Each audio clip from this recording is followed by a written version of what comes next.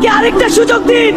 আমি নামাজ শুরু করব, আমি সব পাপ ছেড়ে দিব, আমি আপনার পথে ফিরে আসতে চাই, আমাকে একবার সুযোগ দিন। আমি তো শুধু একটু ফোন ব্যবহার করছি, নামাজ তো পরে পড়ব, এখন উঠতে ইচ্ছা করছে না।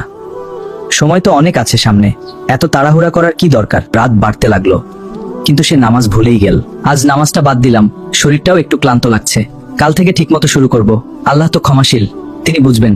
তুমি এখনো তরুণ, এখন ইবাদত না করলেও চলবে, বয়স হলে সব ঠিক করে নিবে। এখন জীবনটা এনজয় করো, এত চিন্তা করার কিছু নেই। এইসব নামাজ রোজা নিয়ে এত সিরিয়াস হওয়ার দরকার নাই। জীবনটা উপভোগ করো, পরে সময় হলে সব ঠিক হয়ে যাবে। এখন মজা করাই আসল। কিন্তু এটা কি ঠিক হবে? আজান হচ্ছে ঠিকই, কিন্তু এখন উঠতে ইচ্ছা করছে না, একটু পরে পড়বো। আল্লাহ তো জানেন আমি ইচ্ছা করে বাদ দিচ্ছি না, পরে পড়ে নিব।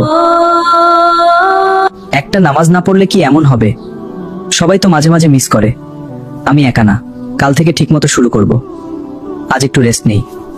ভিতরে ভিতরে একটা অপরাধবোধ তাকে কষ্ট দিতে লাগলো। আগে আমি নিয়মিত নামাজ পড়তাম, এখন কেন জানি আর মন চায় না। আমি কি ধীরে ধীরে আল্লাহ থেকে দূরে চলে যাচ্ছি? আমি কি সত্যিই সুখে আছি?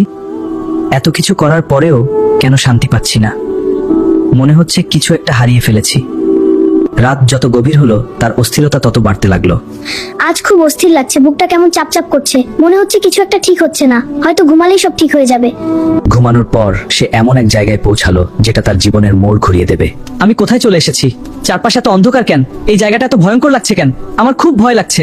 তুমি কি ভেবেছিলে তোমার প্রতিটা কাজের হিসাব হবে না?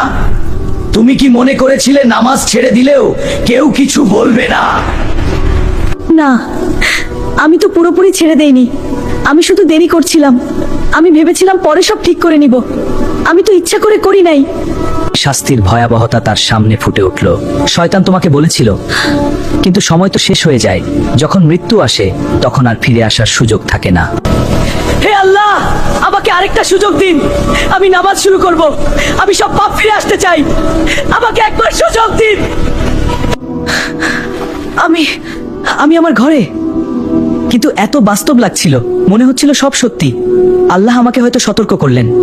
এইটা কোনো সাধারণ স্বপ্ন না, এটা আল্লাহর পক্ষ থেকে একটা বার্তা।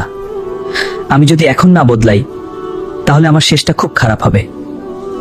অনেকদিন পর সে নিজে থেকেই নামাজের জন্য দাঁড়ালো। হে আল্লাহ, আমি আপনার কাছে ফিরে আসলাম। আমি অনেক গুনাহ করেছি, আমাকে মাফ করে দিন। আমাকে সঠিক পথে চলার তৌফিক দিন। আমি আর কখনো আপনার আদেশ অমান্য করব না। আমি নামাজ ছাড়ব না। আমি শয়তানের ধোঁকায় আর পড়ব না। আমাকে শক্তি দিন। ধীরে ধীরে সে বদলে যেতে লাগলো। শয়তান সবসময় ছোট ছোট পাপ দিয়ে শুরু করায়, তারপর ধীরে ধীরে মানুষকে পুরো পথ